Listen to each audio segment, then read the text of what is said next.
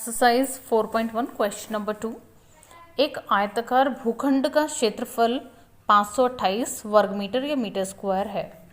क्षेत्र की लंबाई चौड़ाई के 2 गुने से 1 अधिक है। भूखंड की लंबाई और चौड़ाई दोनों हमें बतानी है। तो बच्चों इस क्वेश्चन में जो लंबाई है वो चौड़ाई के ऊपर निर्भर कर रही है।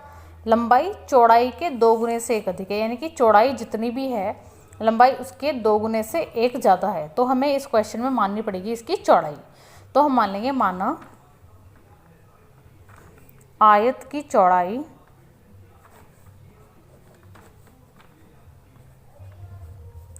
x मान ली, तो जो लंबाई है वो हो जाएगी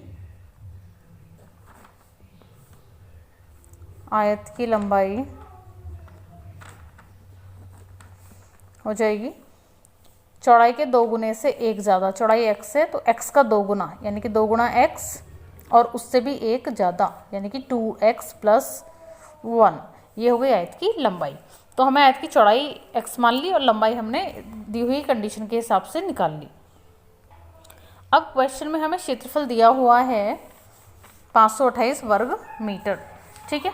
अब किसी भी आयत का, क्योंकि आयताकार भूखंड है तो इसका जो क्षेत्रफल होगा वो होगा लंबाई गुणा चौड़ाई। तो और क्षेत्रफल हमें दिया हुआ भी है, तो पहले हम फॉर्मूला लगाएंगे आयत के क्षेत्रफल का, और हमें कितना दिया हुआ है आयत का क्षेत्रफल वो यहाँ बराबर में रख लेंगे 528, ठीक है। लंबाई कितनी है? लंबाई है 2x + 1 और चौड़ाई कितनी है? चौड़ाई है x, ठीक है। तो लंबाई की जगह लंबाई और चौड़ाई की जगह चौड़ाई रख के और दी हुई वैल्यू को उसके बराबर में रख के क्वेश्चन को सॉल्व करेंगे। अब इनकी मल्टीप्लाई कर लेंगे, क्योंकि ब्रैकेट है 2x + 1 और इसकी गुणा x से हो रही है, तो x की मल्टीप्लाई पहले 2x के साथ हो जाएगी 2x की पावर 2, फिर x की मल्टीप्लाई 1 के साथ, तो प्लस x = 528 हो जाएगा। 528 को लेफ्ट हैंड साइड ही ले आएंगे जैसे कि हमारी द्विघात समीकरण बन जाए और हम उसको आसानी से सॉल्व कर सकें, ठीक है। यहाँ तक हमने कर लिया। अब हमारी बन गई एक द्विघात समीकरण। तो बच्चे ये बन गई एक द्विघात समीकरण, और हमें क्वेश्चन में द्विघात समीकरण ही बनानी थी, क्योंकि ये जो इक्वेशन है ये किस रूप का है? ये ax² + bx + c के रूप का है, तो इसीलिए ये एक द्विघात समीकरण है। अब इसका नेक्स्ट पार्ट देखेंगे। क्वेश्चन है 2 क्रमागत धनात्मक पूर्णांकों का गुणनफल 306 है। तो हमें इस तरह की एक द्विघात समीकरण बनानी है जो इस शर्त को माने, यानी कि 2 क्रमागत धनात्मक पूर्णांक हैं और उनकी गुणा होने पे 306 आ रहा है। तो वैसी हमें एक इसकी हेल्प से हमें एक बनानी है द्विघात इक्वेशन। तो हम मान लेंगे माना पूर्णांक बराबर x, हमने पूर्णांक मान लिया x। अब क्योंकि एक पूर्णांक हमने x मान लिया और जो दूसरा पूर्णांक है वो है धनात्मक और क्रमागत, ठीक है। तो एक पूर्णांक जो है x मान लिया, तो इसका जो क्रमागत है वो क्या हो जाएगा? क्रमागत का मतलब होता है क्रम से आने वाला, तो क्रमागत पूर्णांक हो जाएगा, जैसे 2 के बाद यदि हम बात करें तो आएगा 3, 3 के बाद 4, 4 के बाद 5, तो ये क्रम से आते हैं, इन्हें हम कहते हैं क्रमागत, क्रम से आने वाला। तो एक पूर्णांक हमने x मान लिया, तो जो उसका क्रमागत पूर्णांक होगा वो हो जाएगा x + 1, क्योंकि क्रमागत होता है एक जोड़ने के बाद जो आता है, ठीक है। अब आगे देखो, 2 क्रमागत धनात्मक पूर्णांकों का क्या है? गुणनफल। ये कह रहा है गुणनफल 306 है, तो इन दोनों की गुणा करेंगे, प्रश्नानुसार लिख सकते हैं, क्योंकि हम ये प्रश्न के अकॉर्डिंग कर रहे हैं। जैसे प्रश्न में कहा गया है x की गुणा जब x + 1 से होगी तो हमें मिलेगा 306 अकॉर्डिंग टू द क्वेश्चन। अब इनके मल्टीप्लाई करेंगे, x की x से मल्टीप्लाई हो जाएगी x की पावर 2 प्लस x की 1 से multiply, that will be x, और 306 जो उधर है उसको हम लेफ्ट हैंड साइड में लेके आएंगे, तो ये हो जाएगा -306, ठीक है। और ये किस रूप की है? ये है ax² + bx + c के रूप की, जहाँ पर c माइनस में है, के रूप की द्विघात समीकरण है।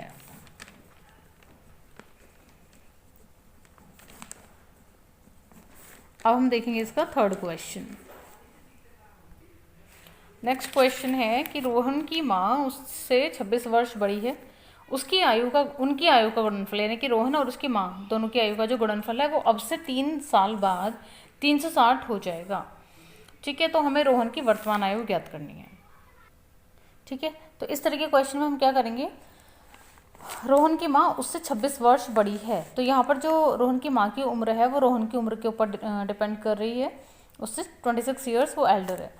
तो हम यहाँ पे मान लेंगे रोहन की आयु,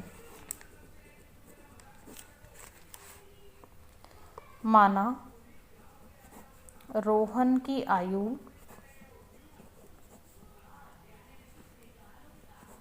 बराबर x। ठीक है, तो रोहन की आयु x है, तो रोहन की माँ की आयु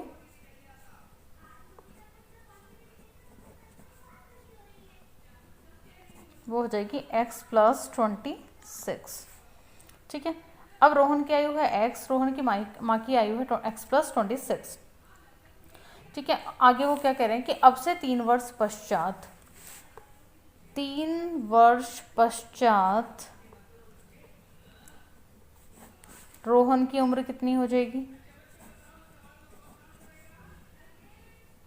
जब भी बाद में आयु पूछी जाए, कुछ वर्ष पश्चात पूछी जाए, तो हमेशा उसमें वो ऐड हो जाता है, और अगर पहले की पूछी जाएगी तो माइनस करेंगे। एक यूजुअल है ये बिल्कुल, जैसे जनरली हम पूछते हैं कि मान लो किसी बच्चे की उम्र 10 साल है, 5 साल बाद कितनी हो जाएगी, 15 साल, और उसी बच्चे की 3 साल पहले उम्र कितनी होगी, 7 साल।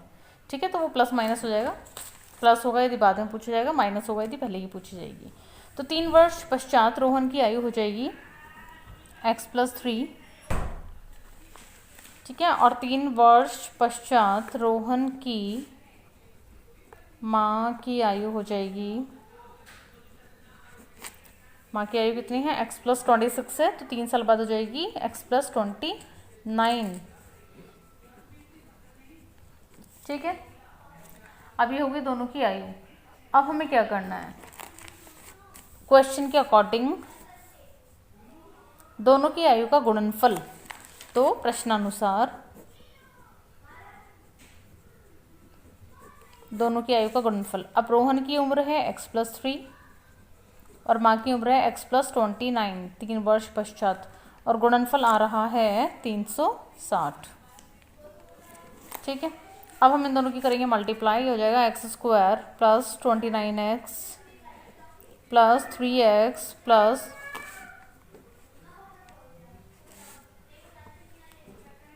और ये हो गया 360। ठीक है, अब इसको हम थोड़ा सॉल्व कर लेंगे। तो सॉल्व करने के बाद हमें मिला x² + 32x - 273, और ये किस रूप का है, ये है ax² + bx + c, जहाँ पर c माइनस में है, यहाँ पर के रूप का द्विघात समीकरण है, और यहाँ पर हमें द्विघात समीकरण ही बनानी थी।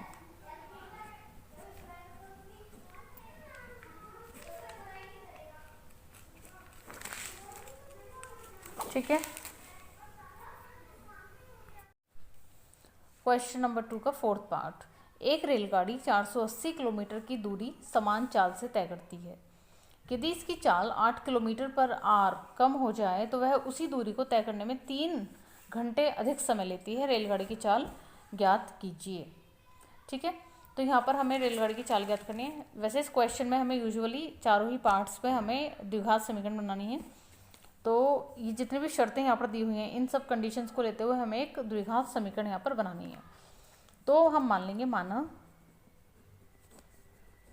रेलगाड़ी की चाल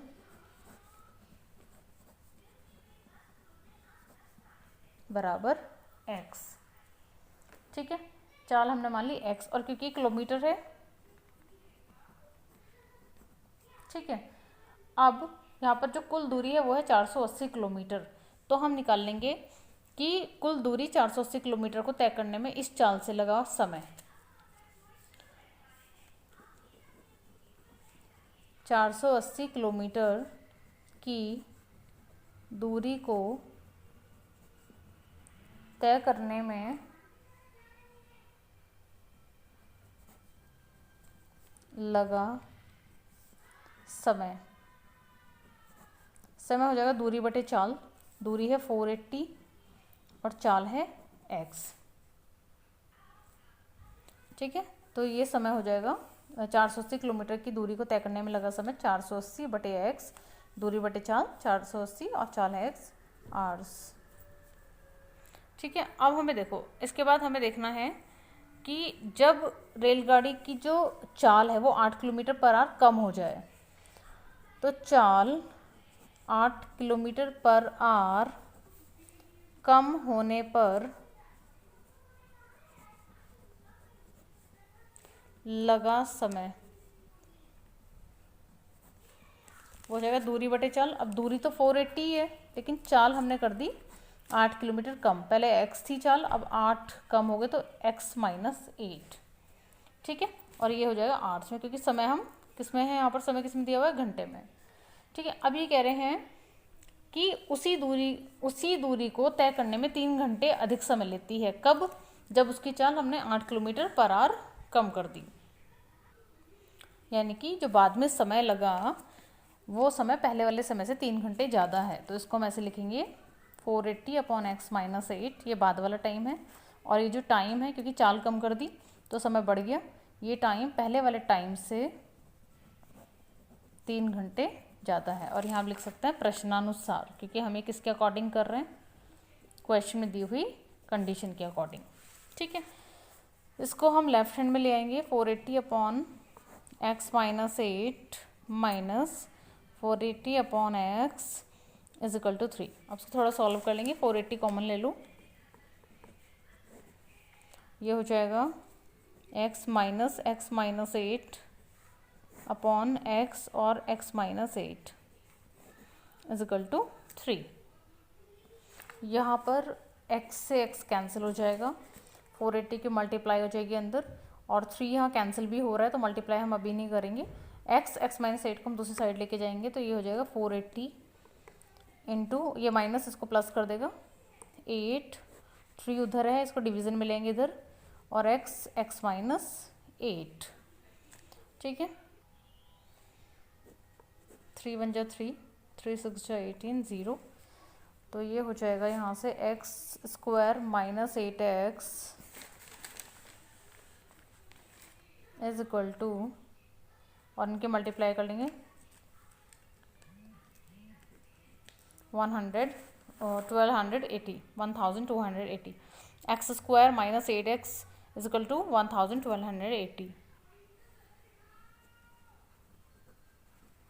और क्योंकि ये a x square plus b x plus c के टाइप का है, तो ये एक द्विघात समीकरण है।